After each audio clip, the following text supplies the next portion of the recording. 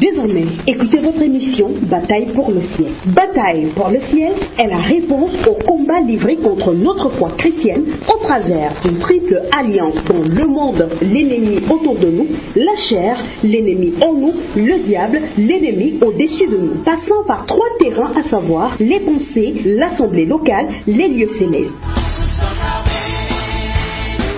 Bataille pour le ciel sera diffusée sur les ondes de Radio Bonne Nouvelle tous les vendredis entre 10h et 11h. C'est une présentation de l'apôtre Sam. Depuis le temps de Jean-Baptiste jusqu'à présent, le royaume des cieux est forcé. Et ce sont les violents qui s'en emparent. Matthieu 11, verset 12. Pour toute information complémentaire, bien vouloir contacter le 679 52 17 53. Que Dieu vous bénisse.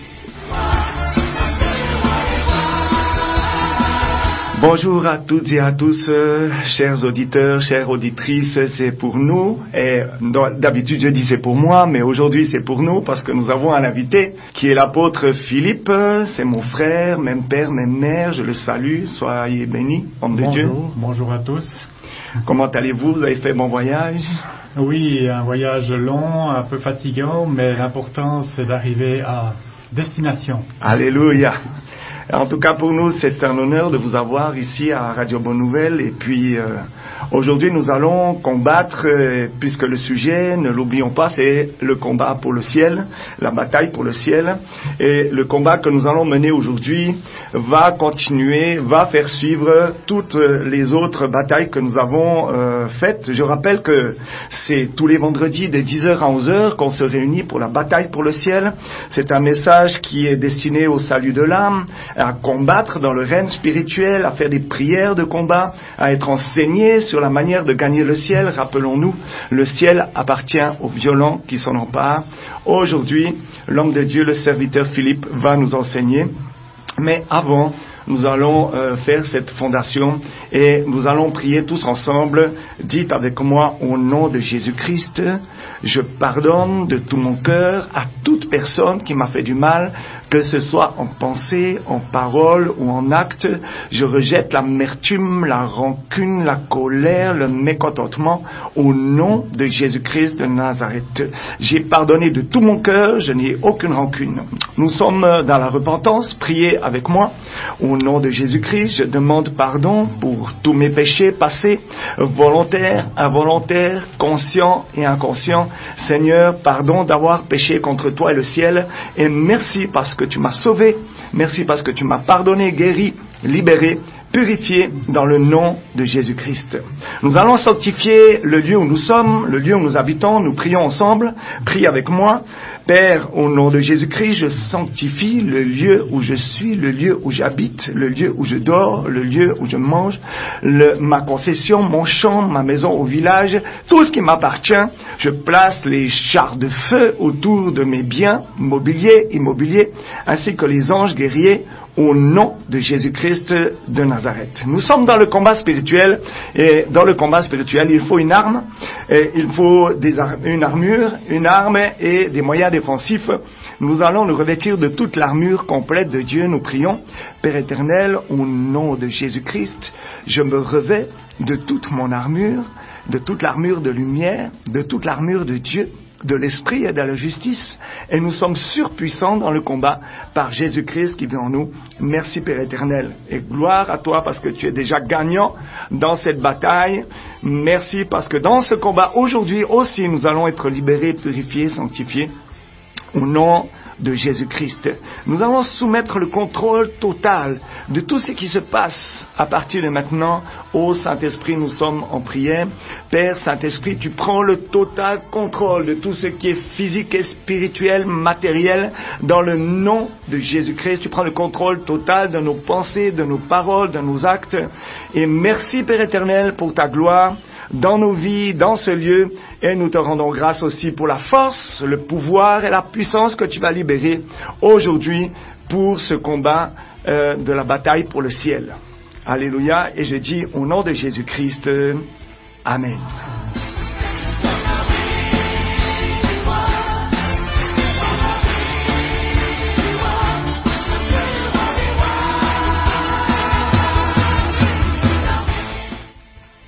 Amen.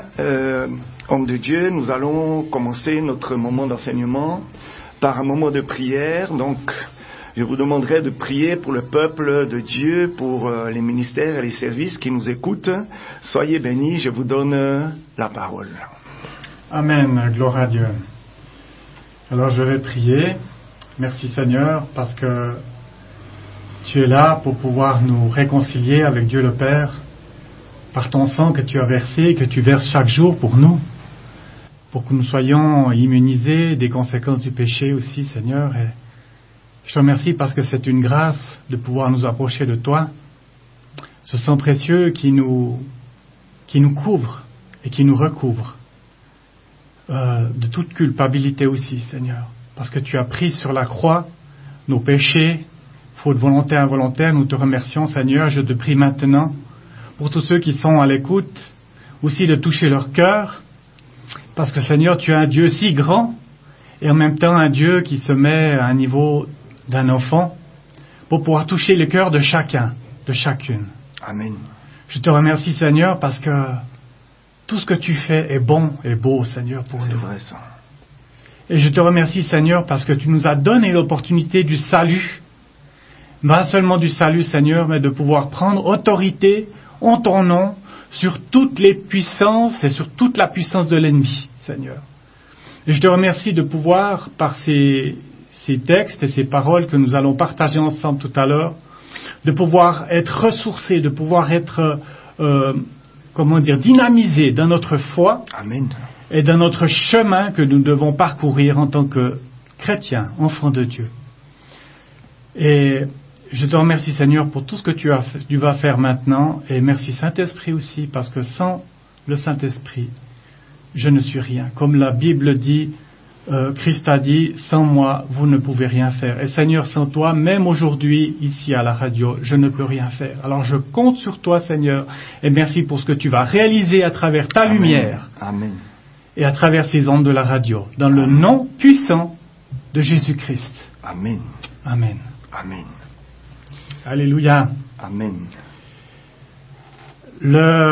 Donc le thème, le sous-thème aujourd'hui que j'ai choisi, mais je vais vous dire que c'est pas vraiment moi qui l'ai choisi, parce que le Seigneur m'a interpellé donc samedi matin sur ce sujet. Je savais pas quand j'allais le donner. Ben le voilà, il arrive. C'est sur le chemin de la croix. Sur le chemin de la croix, merci Seigneur. Alléluia.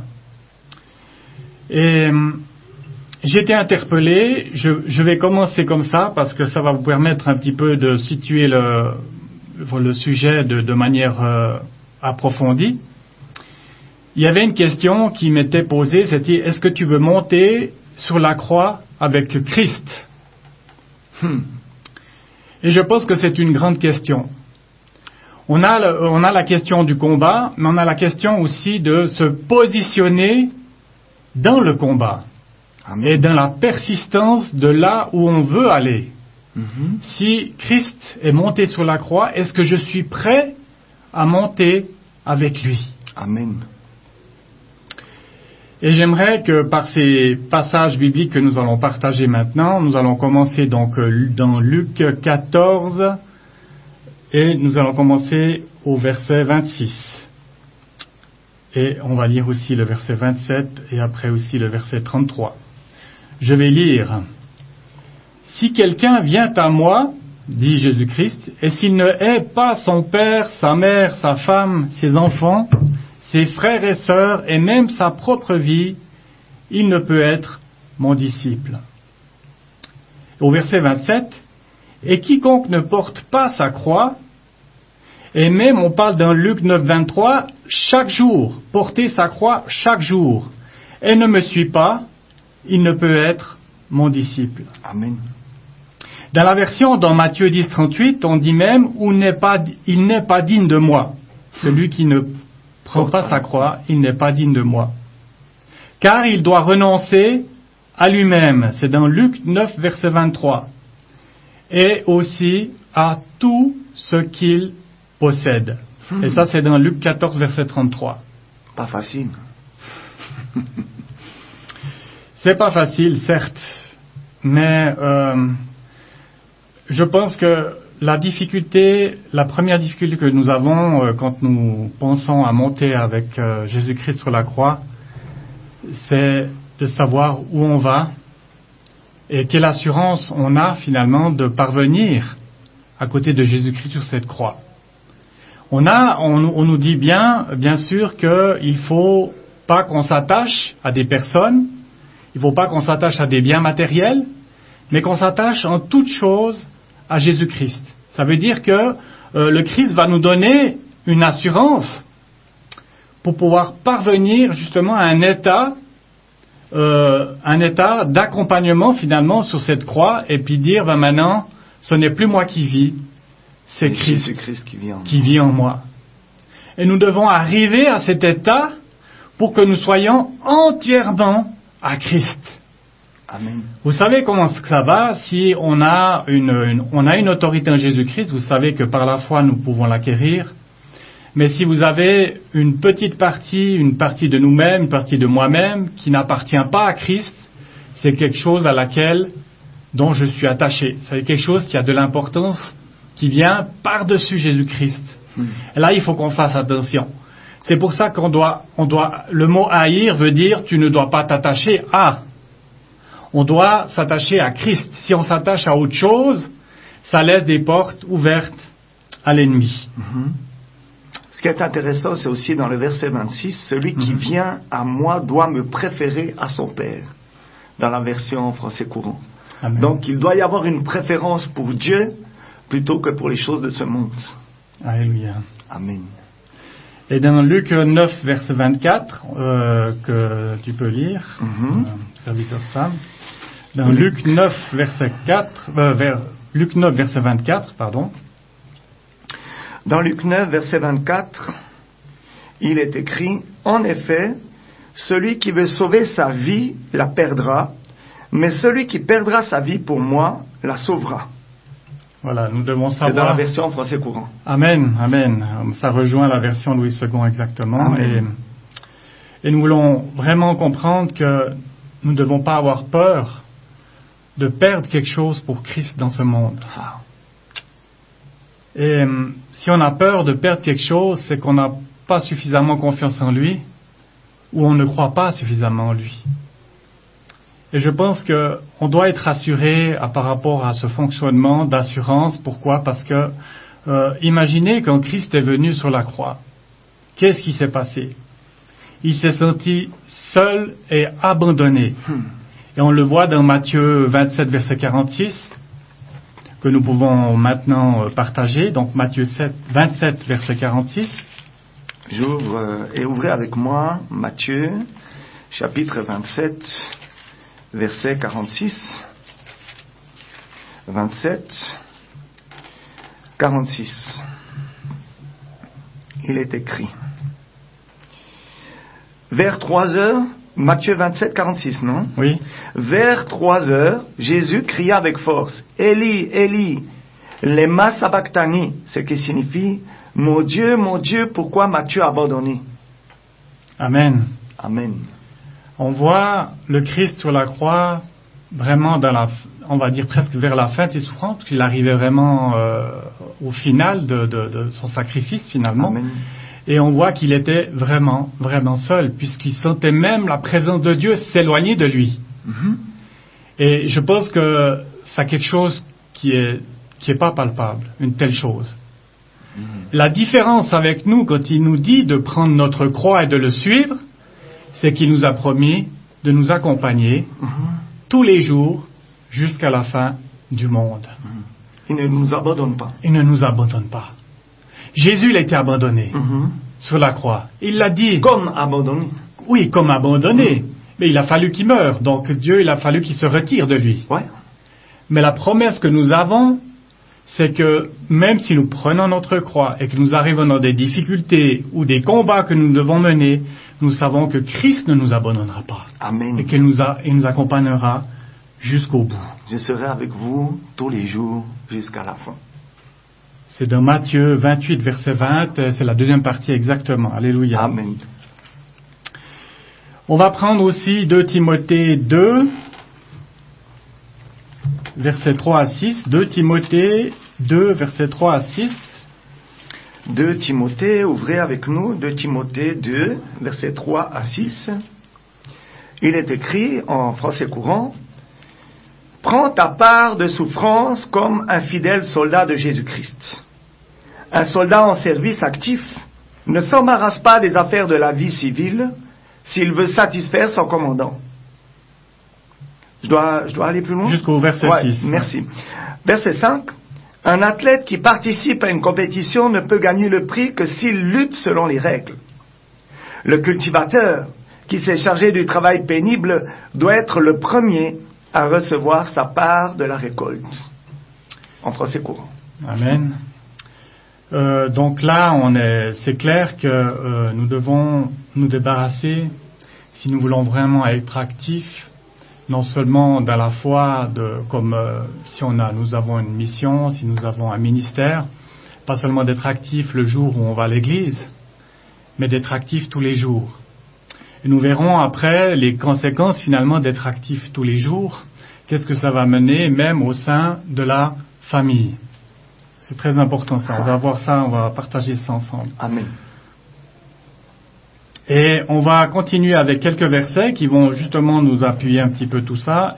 Dans Hébreux 12, à partir du verset 1 jusqu'à 4. Hébreux 12, verset 1 jusqu'à 4, lisons ensemble.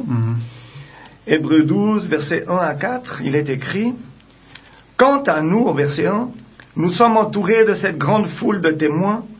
Débarrassons-nous donc de tout ce qui alourdit notre marche, en particulier du péché qui s'accroche si facilement à nous, et courons résolument la course qui nous est proposée. » Verset 2.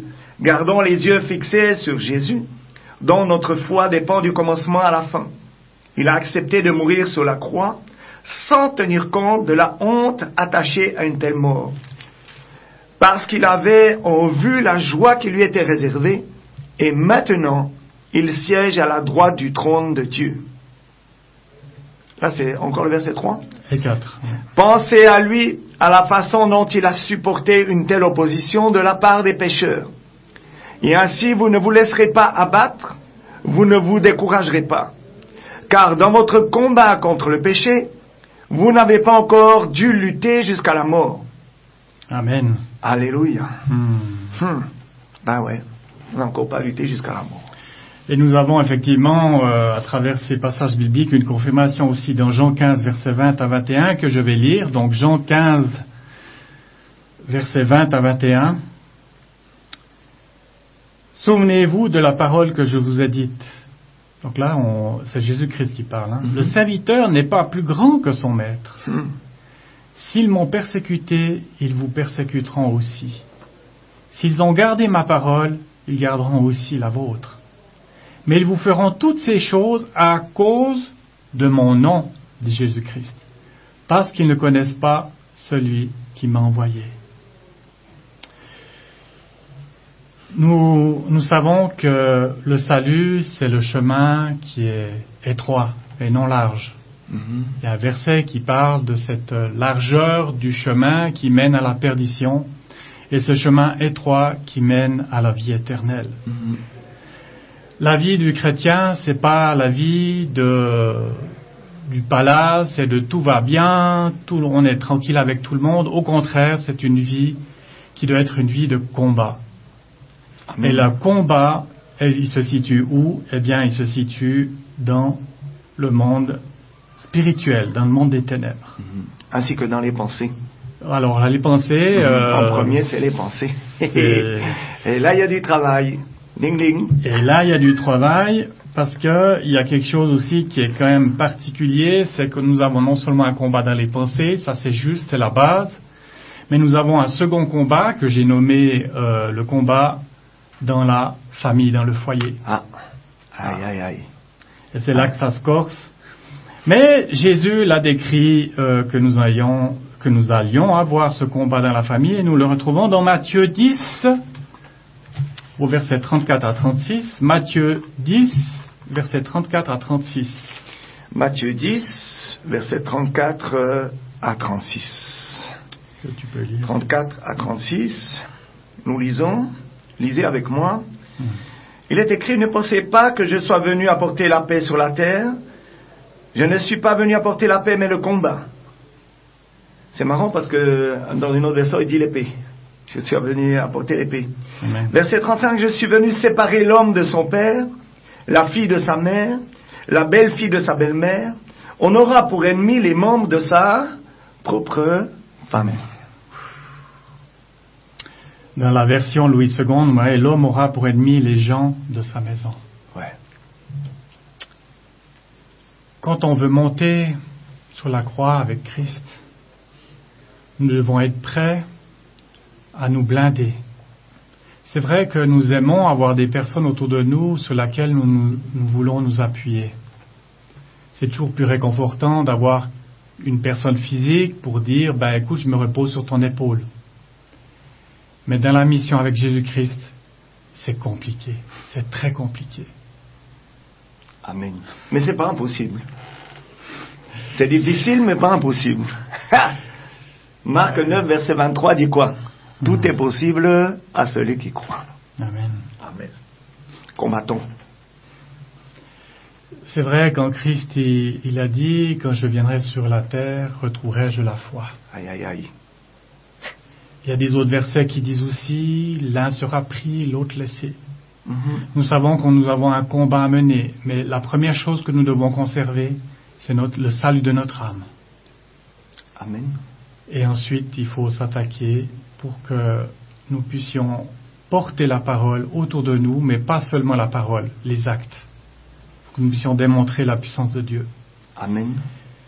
Et ce combat que nous devons mener chaque jour, eh bien, vous savez que nous le gagnons seulement si nous sommes soumis en toutes choses au Seigneur. C'est dans Jacques 4, verset 7, qui nous dit quoi? Soumettez-vous à Dieu, combattez le diable et il fuira loin de vous. Alléluia. Et nous devons vraiment apprendre à nous soumettre en toutes choses. Ça veut dire toutes choses, ça veut dire la parole de Dieu, ça veut dire la parole qui nous est transmise par le Saint-Esprit. Nous devons nous soumettre en toutes choses à l'Éternel pour que nous ayons gain de cause, pour que nous ayons la victoire finalement sur Satan, sur ses démons et sur la sorcellerie et tout ce qui nous entoure. Autrement dit, la clé ici, c'est l'obéissance. Alléluia. L'obéissance à Dieu, la soumission à Dieu, c'est l'obéissance. Je dois me soumettre à sa volonté, faire sa volonté et on a encore du travail. Merci Seigneur de nous y aider. Car dans la parole de Dieu, il est dit que Dieu résiste aux orgueilleux. Et quand on commence un petit peu à résister, on est orgueilleux. On commence à devenir orgueilleux et Dieu nous résiste. Ou bien c'est parce qu'on est orgueilleux qu'on résiste. Voilà, les deux choses sont liées. Ouais, vraiment. Ouais. Amen. Nous pouvons reprendre 1 Pierre... Nous pouvons prendre 1 Pierre 5 à partir du verset 8 et jusqu'au verset 11. 1 Pierre 5 du verset 8 jusqu'au verset 11. 1 Pierre 5 du verset 8 au verset 11 dans la version français courant, il est écrit, prenez avec moi, c'est très important d'ouvrir votre arme. Je dis l'arme, c'est la parole de Dieu. Au verset 8, il est dit, soyez bien éveillés, lucides, car votre ennemi, le diable, rôde comme un lion rugissant, cherchant quelqu'un à dévorer. Amen. Et résistez-lui en demeurant ferme dans la foi. Rappelez-vous que vos frères dans le monde entier passent par les mêmes souffrances. Là encore, on est moins seul. Verset 10. Vous aurez à souffrir encore un peu de temps, mais Dieu, source de toute grâce, vous a appelé à participer à sa gloire éternelle dans la communion avec Jésus-Christ. Il vous perfectionnera lui-même, vous affermira, vous fortifiera et vous établira sur de solides fondations. J'aime beaucoup de solides fondations. 11, à lui soit la puissance pour toujours. Amen. Amen, alléluia. Moi j'aime aussi dans la version Louis II, donc le verset 10, je le relis, mais dans la version Louis II, Amen. Le Dieu de toute grâce qui vous a appelé en Jésus-Christ à sa gloire éternelle, après que vous aurez souffert un peu de temps, vous perfectionnera lui-même, vous affermira, vous fortifiera et vous rendra inébranlable. Moi, j'aime bien ce terme inébranlable parce que trop souvent, nous nous laissons ébranler par nos émotions, par les gens qui nous entourent, par les événements ou par les attaques. Vous savez que Satan n'attaque pas forcément directement, il aime bien attaquer indirectement parce qu'il se déguise aussi en ange de lumière. Amen. Amen. Moi, ce que j'aime bien, c'est donc dans le verset 9 aussi, on doit lui résister avec une foi ferme. Ce que j'ai lu aussi la version Bible Chouraki et j'aime aussi cette version qui est quand même assez particulière, mais qui nous donne quand même un sens peut-être un petit peu différent parfois pour certains mots. Mais la foi est désignée comme une adhérence. La foi est désignée comme une adhérence. Adhérer, coller. Adhérer, coller. Être proche d'eux.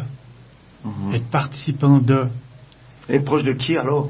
De Dieu. Amen. Alléluia. Comme il est le rémunérateur de notre foi. Amen. Amen. C'est lui qui nous rémunère. Alléluia. On doit adhérer à Jésus-Christ. Il est le chef de notre foi. Alléluia. Je pense que cette montée à la croix, si nous voulons monter avec Christ à la croix, nous devons récupérer, nous devons toucher sa présence. C'est en touchant sa présence que nous pouvons accepter de passer par là où il est passé, dans les injures, dans les mortifications, dans toutes les difficultés, trahison même, exactement, alléluia, aussi dans la trahison. La trahison de Judas en premier. On a beaucoup de Judas autour de nous au jour d'aujourd'hui. Et si nous ne pouvons pas compter sur le Seigneur, on va où? Non, on peut vraiment compter sur lui. Est-ce que quelque part Judas n'est pas important dans la vie de quelqu'un? Est-ce que Judas n'était pas important dans la vie de Jésus-Christ? C'est lui qui l'avait choisi. Il était un voleur, pourtant il lui a donné la caisse à gérer. Donc il devait l'emmener dans son plan de rédemption. Judas, s'il est dans notre vie, s'il est dans l'église, dans notre famille, et que Dieu le laisse, c'est pour nous élever dans notre destinée et là où Dieu a prévu que nous allions, c'est-à-dire sur la croix avec lui. Parce que c'est vrai, il aurait pu utiliser une autre personne que Judas. Mais là, sans Judas, il n'allait pas tout de suite à la croix en tout cas. Alléluia. Donc le Seigneur se sert des fois même de nos ennemis, de ceux qui trahissent, pour nous élever. Donc c'est le message de ce jour. Si toi, là où tu es, tu as été trahi, tu as eu un Judas dans ta famille, dans l'assemblée, ne pleure pas. C'est pour t'amener à la destination que Dieu a prévue. N'est-ce pas? Amen. Alléluia. Amen. Exactement. Donc, suis-je prêt à monter sur la croix avec Christ? Je pense que nous devons prendre position par rapport à ce qu'on croit et notre engagement envers Christ. Amen. Si lui, il a été jusqu'au bout, par amour, qu'est-ce que nous allons faire par amour pour lui? Nous devons savoir qu'il ne nous abandonnera jamais. Il y a une promesse pour ça. Nous pouvons aller dans les pires difficultés de la vie, mais lui faire confiance, parce que lui, il sait par où on passe et où on arrive. N'est-ce pas? Ouais. Alléluia. Tout ça, c'est pour qu'on atteigne le but. Ouais. Et puis alors le but, c'est la bataille pour le ciel, c'est de gagner le ciel. Alléluia, homme de Dieu. Gloire à Dieu. Donc ma prière, vraiment, pour vous qui nous écoutez, c'est vraiment que vous soyez un fervent d'esprit, un fervent du Saint-Esprit, parce que vous savez que sans Christ, nous ne pouvons rien faire, et sans l'Esprit de Christ, le Saint-Esprit, nous ne pouvons rien faire non plus dans ce monde. Et nous avons vraiment besoin de la lumière. Nous avons besoin de la parole. Ta parole est comme une lampe à mes pieds, une lumière sur mon sentier. Et nous devons enrichir, nous devons nous nourrir de ce qui est spirituel, parce que c'est ce qui nous amène vraiment au Père. Et on doit faire mourir les choses de la chair, parce que la chair est inimitié contre Dieu.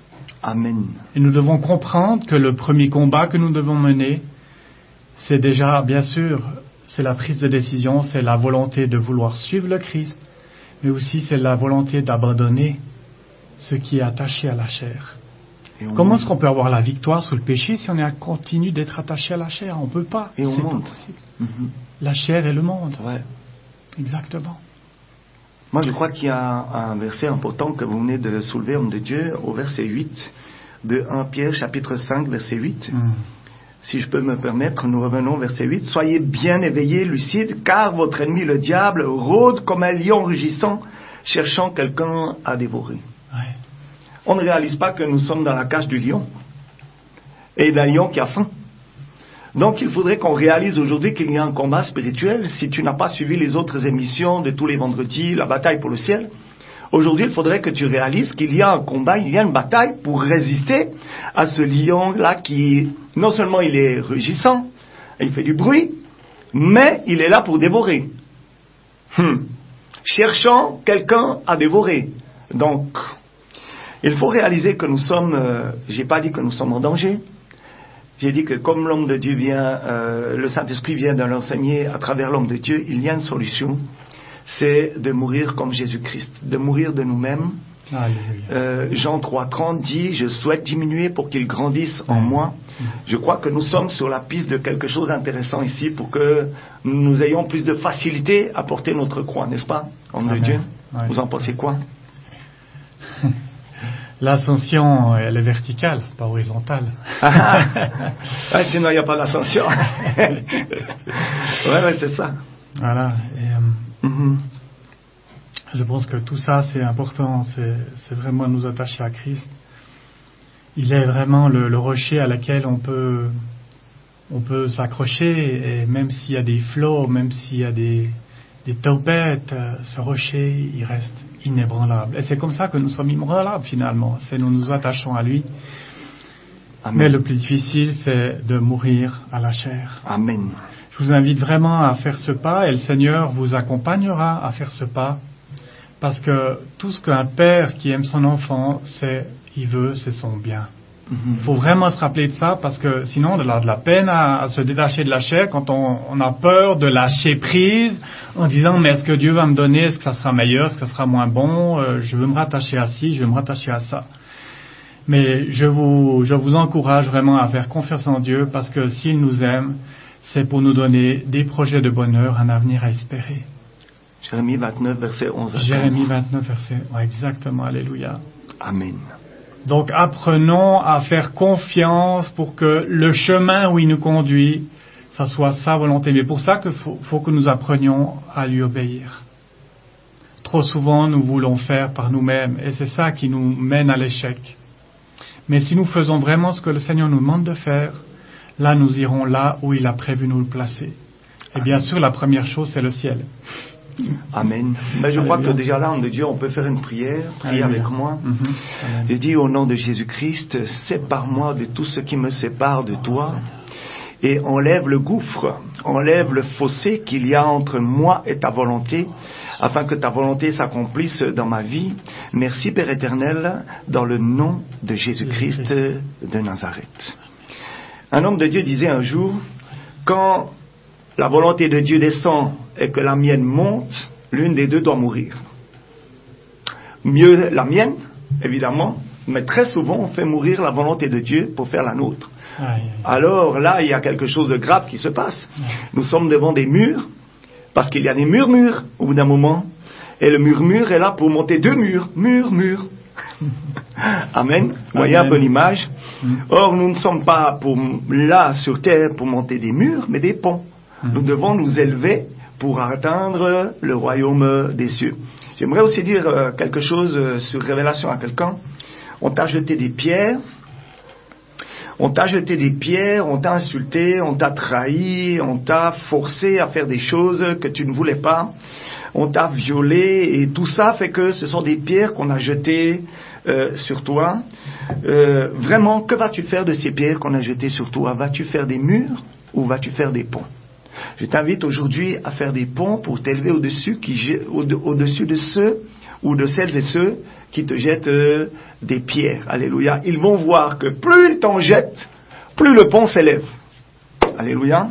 J'aimerais, le Saint-Esprit va donner une autre révélation à quelqu'un. C'est une parole de connaissance plutôt. On a voulu t'enterrer. Les sorciers ont voulu t'enterrer. Et ta famille a voulu t'enterrer, mais ils ont oublié que tu étais une graine. Donc, une graine, lorsqu'on l'enterre, elle pousse. Et cette graine Le travail de Dieu, c'est de l'arroser. Mais il faut déjà que tu grandisses, il faut déjà que tu sois planté dans la bonne terre. Et toutes celles et ceux qui ont voulu t'enterrer, t'ont enterré en oubliant que tu étais une graine. Souris à la vie, souris à Jésus-Christ, tu vas pousser, tu vas germer. Dans Ésaïe 58, il est dit que ta guérison va germer promptement. Il y a une graine qui germe. Alléluia. Et je crois que ta liberté va germer promptement aujourd'hui dans ce combat pour le ciel. Sois béni pour cette révélation. Ainsi a parlé l'Éternel.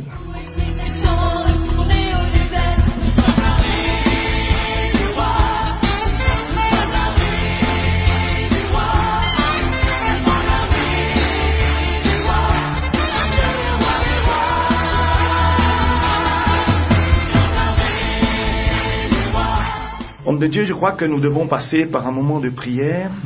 Nous avons été bénis par ce message.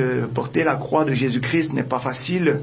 Et je me suis posé encore d'autres questions. Par exemple, si Jésus-Christ aurait écouté les pharisiens qui lui disaient que si tu es Dieu, descends donc de la croix. Et donc il voulait faire quoi? Il voulait croire en voyant ou il voulait voir pour croire? Et même, est-ce qu'ils auraient cru? Je crois qu'ils n'auraient pas cru. Ils ont vu tellement de miracles opérés par Jésus-Christ que c'était une simple provocation. Je crois qu'aujourd'hui, cette puissance qu'il y a dans la prédication de la croix est une folie pour celui qui ne croit pas, parce que la Bible en parle. Et si on te traite de fou, n'aie pas peur. Tu es dans la prédication de la croix. Mais pour ceux qui croient, elle est une puissance. Ce message, pour nous, je crois, homme de Dieu, a été un message de puissance. Ce message nous a encouragés parce que dans le combat, il y a aussi les persécutions. Ce n'est pas que je suis là, nuit et jour, en train de brandir l'épée de l'esprit et combattre, avancer. Il y a des fois où je dois réagir, même si ce n'est pas toujours, et même pas du tout la volonté de Dieu que je réagisse. Mais il y a des fois où, quand je désobéis, évidemment, je me retrouve devant un mur, je dois réagir, je dois mettre mes genoux au sol et je dois porter ma croix. Porter sa croix, je dirais que Colossiens 3, verset 13 en parle très clairement. C'est si quelqu'un a sujet de se plaindre, supportez-vous les uns les autres, pardonnez-vous réciproquement, comme Jésus-Christ nous a pardonné. Je crois que c'est une partie de la croix que nous devons porter. Et je répète qu'un jour, le Seigneur m'avait donné la révélation.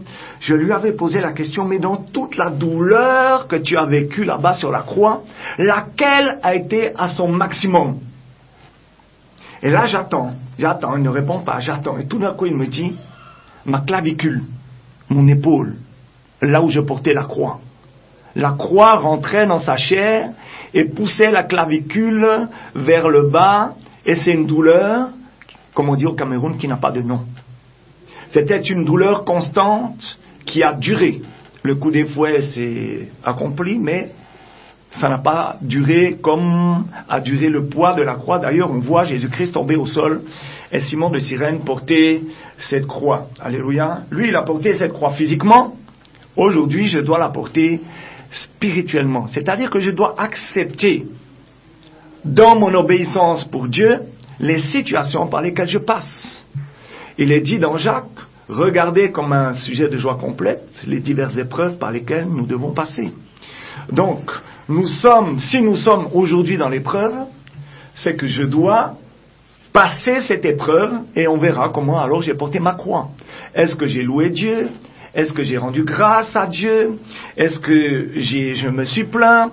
Est-ce que j'ai commencé à rentrer dans la colère, dans le mécontentement, la condamnation? En fait, tout ce qui est de la chair et du monde, c'est là que Dieu nous attend, je crois, dans la manière de porter notre croix. Ou de la porter, ou non. Parce que certains n'acceptent pas.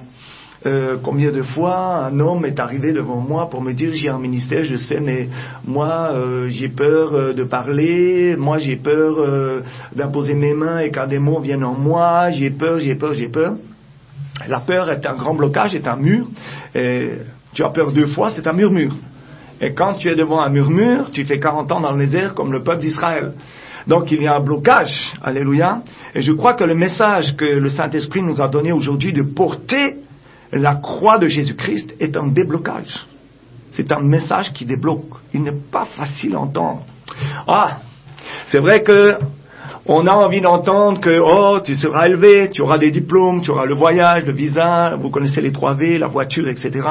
Mais aujourd'hui, nous avons un message qui nous diminue pour que Jésus-Christ grandisse en nous. Amen. La question qu'on devrait se poser, c'est que si Jésus-Christ passait devant nous avec sa croix sur l'épaule, aurions-nous pu prendre la place de Simon de Cyrène pour porter la croix de Jésus-Christ? Parce que si Jésus-Christ a souffert parce que le bois rentrait dans sa chair, Simon de Cyrène, même s'il était plus costaud et qu'il n'avait pas été torturé, a certainement souffert aussi d'avoir porté cette croix. Certes, j'aimerais dire à quelqu'un de la part de Dieu, il y a de la souffrance dans le fait de porter sa croix, mais c'est une souffrance qui ne t'emmène plus à la mort physique, mais à la mort de soi-même, à la mort de la personne, pour que Jésus-Christ grandisse totalement. On ne pourra jamais monter sur la croix comme Jésus-Christ est monté sur la croix. Parce que nous n'avons pas les péchés à porter, ni les infirmités, ni les maladies, et ça c'était le plan divin. Aujourd'hui, je crois que nous pouvons dire que nous avons été enseignés, nous avons réalisé à quel point il est important, et je crois que nous allons rentrer dans un moment de prière pendant quelques minutes. Homme de Dieu, si vous voulez bien. Amen. Alléluia. Amen. Eh bien, ma prière, vous savez que avant de la faire, avant de la commencer, j'aimerais vous dire combien c'est difficile de pouvoir faire quelque chose si Dieu n'est pas avec nous. Quand Christ nous dit « Sans moi, vous ne pouvez rien faire », je peux vous garantir qu'on ne peut rien faire. Et pour que nous puissions atteindre ce niveau de proximité avec Dieu, nous devons vraiment apprendre à pardonner à tous ceux qui nous ont fait du mal. J'ai parcouru pas mal de temps dans ma vie quand même, à faire pas mal de surprises aussi, mais en finalité j'ai découvert que ma seule espérance, ma seule joie, c'est la présence de Dieu dans ma vie. Amen. Et j'aimerais que vous la découvriez personnellement pour vous aussi, car la religion n'est pas un moteur. L'Église n'est pas un moteur. Quand vous goûterez l'amour, la présence du Saint-Esprit, là vous aurez la vraie motivation, la motivation pour votre vie. Car rien ne pourra nous séparer de l'amour manifesté au travers de Jésus-Christ. La seule chose qui peut nous séparer, c'est notre volonté, éventuellement aussi de refuser de pardonner. Pardonner aux autres. Pardonne-nous nos fautes comme nous pardonnons à ceux qui nous ont offensés. Et nous allons prier maintenant pour que chacun d'entre nous, nous puissions avoir la force de pardonner. Mais au pire des choses, imaginez pas, assassinat, viol, etc. Nous devons apprendre même à pardonner ça. Parce que si nous ne pardonnons pas, Jésus-Christ ne peut pas nous pardonner. Et quand il ne peut pas nous pardonner, Dieu ne peut pas s'approcher de nous. C'est Matthieu chapitre 6, versets 14 et 15 que nous allons lire, si vous le voulez bien. Amen.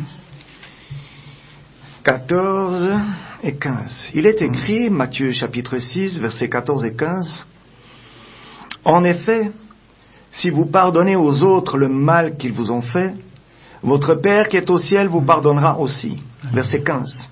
« Mais si vous ne pardonnez pas aux autres, votre Père ne vous pardonnera pas non plus le mal que vous avez fait. » Amen. Alléluia. Alléluia. Alors maintenant, je vais prier. Je vais prier pour tous ceux qui m'écoutent, tous ceux qui nous écoutent, pour que Dieu vous donne la force d'accéder à un pardon complet. Et ça sera une porte d'ouverture, ça sera comme une lumière qui rentre dans votre vie. Je ne sais pas, comme une flamme qui s'allume, c'est une lumière qui ne se décrit pas. L'espoir, l'espérance. Amen. Alléluia. Alors je vais prier maintenant. Amen. Seigneur, je te remercie pour ce partage que nous avons fait aujourd'hui. Merci Seigneur parce que tu sais comment toucher les cœurs. Tu sais comment nous montrer ton amour, ta puissance. Et il n'y a point d'égal, Seigneur, que ta volonté pour nous. Aide-nous à nous y soumettre, Seigneur, mais aussi surtout, Seigneur, aide-nous à pardonner à tous ceux qui nous ont offensés, aussi pénible soit-il l'acte. Je sais qu'on n'est pas coupable, mais du fait qu'on nous l'a fait, on aimerait que cette personne périsse ou que qu'elle ait des problèmes, etc. Mais Seigneur, toi tu as dit, à moi la vengeance, à moi l'attribution. Alors Seigneur, nous te laissons toutes ces choses entre tes mains au nom de Jésus-Christ. Amen. Car tu les as portées. Et tu es un Dieu, tu es tellement juste que rien ne t'est caché dans nos cœurs, dans nos pensées et dans les actes de chacun sur cette terre. Amen.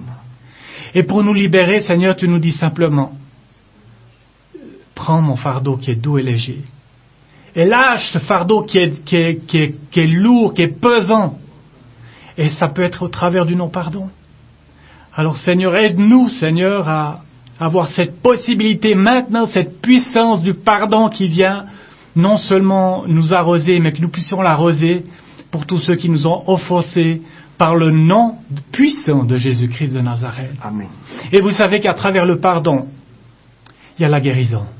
Alléluia. Accédez à cette guérison dans votre vie. Ayez des objectifs que Dieu a fixés pour chacun d'entre nous. Pas seulement pour vous, mais pour moi. Et pour chaque personne qui écoute et toute personne ici présente dans le studio.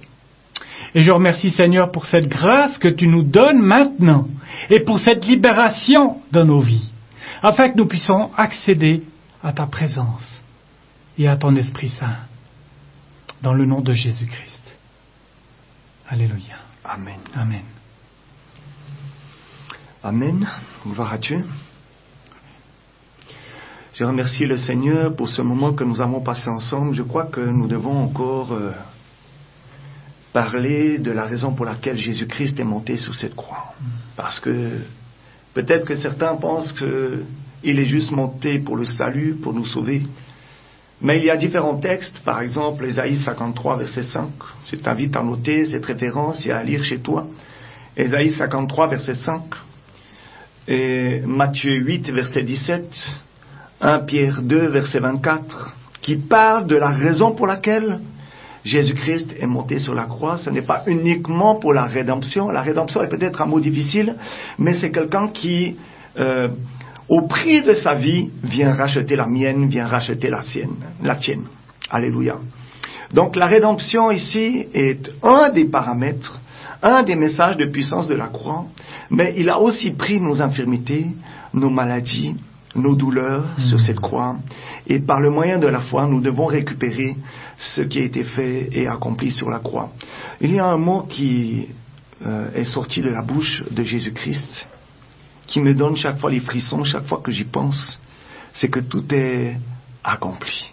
Alléluia. Non seulement je crois que Jésus-Christ a accompli sa mission, et je lui rends grâce, parce que sans lui, je ne sais pas ce que nous serions aujourd'hui, mais je crois aussi que cette mission qui a été accomplie a guéri, délivré, purifié beaucoup de personnes jusqu'à aujourd'hui, et ça peut être toi si tu commences à croire.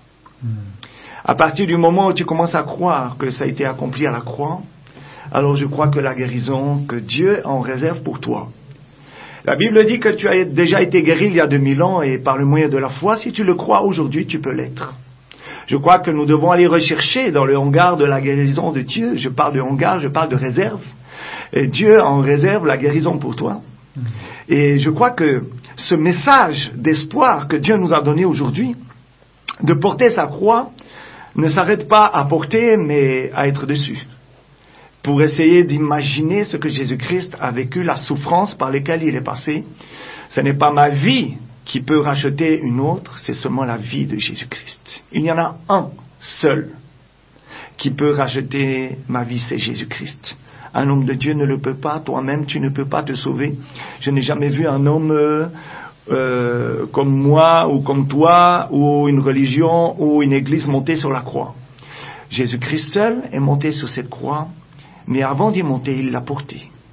Et je crois que ce message aujourd'hui nous montre non seulement la souffrance par laquelle Jésus-Christ est passé, mais le terme, le but qu'il a atteint.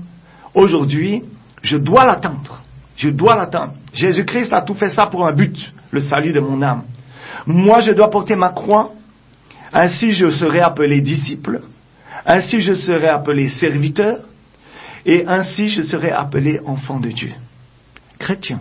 Un chrétien, c'est un petit Christ qui fait exactement ce que Christ a fait, ce qu'il a pensé. Je dois le penser, ce qu'il a dit, je dois le dire. Et aujourd'hui, le message est d'une puissance qui libère. Ce n'est pas facile à entendre encore de la souffrance. Dans le monde, je souffrais. Moi, je suis venu à Jésus-Christ pour être libéré. Comment on a fait? Comment on va faire? Voilà encore de la souffrance. Voilà encore des problèmes. Moi, j'ai quitté le monde, j'ai quitté la chair. Et voilà que les problèmes sont sur moi. Le message est clair. Après le sacrifice de Jésus-Christ, il y a eu la gloire. Lorsqu'il est rentré dans le désert, la Bible dit qu'il est rentré dans le désert. Ensuite, il a été persécuté par Satan. Il est passé par la sécheresse, par la famine, par ce jeûne de 40 jours sans boire ni manger. Mais quand il est ressorti revêtu de gloire et de puissance. Amen. Alléluia. Donc, par là où tu passes, que la croix soit aussi lourde, Assia, mais ça vaut la peine. Tu vas gagner la vie éternelle. Un jour, quelqu'un, pour m'encourager dans les moments difficiles, m'a dit, ce que nous vivons sur la terre, peut-être 80 ans de vie, est une goutte d'eau dans l'océan de l'éternité. Le peu de choses par lesquelles je suis en train de passer. Un jour, lorsque je serai dans les cieux, bon, j'espère qu'on n'y pensera pas, mais il est possible qu'un jour je puisse dire, mais ce que j'ai vécu sur la terre est petit, parce que je suis dans l'éternité, et l'éternité n'a pas de fin. Alléluia. Donc, aujourd'hui, ce message de la croix est une puissance. Et c'est une puissance qui libère. Est-ce que j'accepte la persécution? Parce que lorsque je me lève pour Jésus-Christ, Satan se lève pour mon âme. C'est pour ça qu'il y a une bataille, non? Vous êtes d'accord? De Dieu, non? Il y a une bataille pour le ciel. Et il y a un combat entre deux équipes, entre deux armées, l'armée de l'Éternel et l'armée de Satan, et les deux veulent la même chose. Voilà pourquoi il y a un combat. Alléluia. Ouais. Ils veulent mon âme, ils veulent notre âme, et celui qui va gagner, c'est vers celui vers lequel j'irai. Alléluia. Par ma volonté. Donc, par la volonté du Seigneur et la tienne, reçois le salut aujourd'hui, dans le nom de Jésus-Christ. Si tu n'as encore pas donné ta vie à Jésus-Christ, il n'est pas trop tard. Je vais faire un appel à ton cœur. Il ne faudrait pas que seulement ta bouche dise « Oui, je veux Jésus-Christ comme mon Seigneur et Sauveur ». Il y a véritablement quelqu'un qui a véritablement, il y a 2000 ans, versé son sang. Son sang a vraiment coulé sur une croix. Et c'est pour toi, personnellement, et ta famille. Parce que celui qui donne sa vie à Jésus-Christ, il sera sauvé, lui et toute sa famille. Le message d'espoir est aujourd'hui, et pour toi, et pour moi. Donc dis avec moi au nom de Jésus-Christ. Je confesse de ma bouche que Jésus-Christ est Seigneur, que Jésus-Christ est mon sauveur personnel, qu'il devient mon Père à partir de maintenant, je fais de moi son fils ou sa fille. Je réalise de tout mon cœur qu'il est mort à la croix et qu'il est ressuscité après 3 jours pour aller me préparer une place dans le ciel. Après 40 jours après sa résurrection, il est monté dans le ciel pour me préparer une place, afin que là où il est, j'y sois aussi. Alléluia. Donc ce message, aujourd'hui, j'en suis certain, va sauver des vies, va sauver des âmes, et termine cette confession en disant, Seigneur, puisque tu as donné ta vie pour moi, je te donne la mienne aujourd'hui. C'est définitif. Je ne viens pas seulement proclamer de ma bouche, mais mon cœur est engagé. Je veux, Seigneur, que tu te manifestes à moi. Je veux, Seigneur, que tu te fasses connaître à moi. Fais-toi connaître à moi, mes enfants, ma famille, mon couple, ma maison, mon secteur, mon pays, mon continent. Et Seigneur, merci pour cette gloire qui descend dans ma vie aujourd'hui. Seigneur, donne-moi ton armure céleste, afin que je puisse tenir ferme dans les combats. Le lion rôde autour de moi, de nous. Je dois résister. Et Seigneur, merci parce que tu m'as donné ta force, ton pouvoir, ta puissance par ton esprit. C'est ma proclamation aujourd'hui. Seigneur Jésus-Christ, je te donne ma vie. Est-ce que tu serais capable de rajouter le mot entièrement? Parce que c'est le mot le plus difficile à dire dans une proclamation. Totalement, entièrement, sans condition, sans préavis, sans compromis. Seigneur Jésus-Christ, je te donne ma vie. Au nom de Jésus-Christ, Amen. Un pied dehors, un pied dedans, c'est dehors. Ce n'est pas dedans. Donc je ne peux pas arriver dans la présence de Dieu et dire que, ouais, en sortant de l'église, un petit coup en discothèque, un petit coup au bar, un petit coup dans le monde, ça ne fera de mal à personne et puis Dieu comprendra, il est amour. Un pied dedans, en Jésus-Christ, et un pied dans le monde, c'est dans le monde, ce n'est pas à Jésus-Christ. Pourquoi? Parce que Dieu veut la totalité de notre personne. Ce n'est pas un pied qui a été cloué sur la croix, ou deux pieds, ou une main.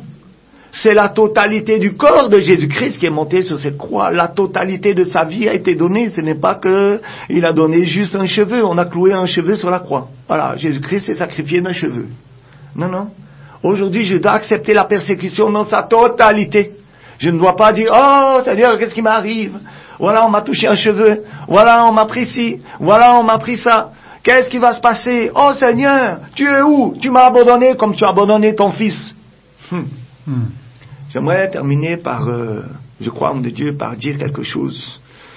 Est-ce que Dieu avait véritablement abandonné son fils? Un jour, je lui pose ces questions, je lui dis, Seigneur, est-ce que tu t'es vraiment senti abandonné? Il m'a dit oui. Totalement. Je lui dis, mais ce sentiment est venu d'où? Il me répond, il y avait tellement de péchés, passés, présents et à venir, jusqu'à la fin du monde, entre moi et mon père, que j'ai perdu mon père de vue. Je ne le voyais plus, car il était caché derrière la somme de tes péchés à toi, la somme de tes maladies que j'ai portées, la quantité de douleurs que j'ai portées, de tout le monde entier, dès son origine à la fin, tout ça était entre moi et Dieu, et je l'ai porté. La couche de cette saleté cachait la face de mon père, me cachait à la face de mon père, et je me suis senti abandonné. La grâce de Dieu aujourd'hui me fait comprendre non seulement le sacrifice de Jésus, de Jésus-Christ, mais que ce sacrifice-là était complet, total. Tout est accompli, non seulement par sa mission, mais tout ce dont j'ai besoin, aujourd'hui je peux le trouver accompli en Jésus-Christ. Donc je ne manque de rien lorsque je suis avec Jésus-Christ, parce qu'il a tout accompli. Amen. Homme de Dieu, soyez bénis. Alléluia. Merci pour ce message qui nous a encouragés aujourd'hui. Je rappelle que ce combat pour le ciel est, inévitable, puisque nous sommes dans la cage du lion. Le lion rugissant, cherchant qui dévorer. Je rappelle que nous sommes tous les vendredis ensemble, de 10h à 11h, à la bataille pour le ciel, et que vous pouvez nous atteindre au 679 52 17 53, 679 52 17 53, pour témoigner, c'est aussi possible, ça va nous édifier, ou poser des questions, nous sommes très disponibles, et c'est surtout le Saint-Esprit qui va vous répondre, parce qu'il est écrit qu'il nous enseignera toutes les choses. Merci, homme de Dieu, d'être venu de si loin, je crois qu'il y a 7000 kilomètres avec la Suisse, en mission ici au Cameroun. Donc, homme de Dieu, vous êtes en mission, nous allons aller en brousse, nous allons visiter des frères et nos frères et nos sœurs qui sont en brousse, évangéliser, prêcher la parole de Dieu et pourquoi pas reparler de ce message du Saint-Esprit qui nous a édifiés aujourd'hui. Amen. Donc soyez les bienvenus encore au Cameroun avec votre fille, la diaconesse Jennifer, qui nous écoute en ce moment. Merci. Et je remercie aussi Francis Tal qui est à la régie, qui est l'un des meilleurs opérateurs et l'un des plus grands que je connaisse aujourd'hui. Qu'il soit béni au nom de Jésus-Christ de Nazareth. Et je bénis le peuple de Dieu et je dis shalom à vendredi prochain de 10h à 11h. Paix dans ta maison, paix dans ton cœur et bon combat pour le ciel. Meilleur à vous. À bientôt. À Bye bye. bientôt. Bye bye. Dieu vous bénisse. Et gloire à Dieu. Amen. Dans les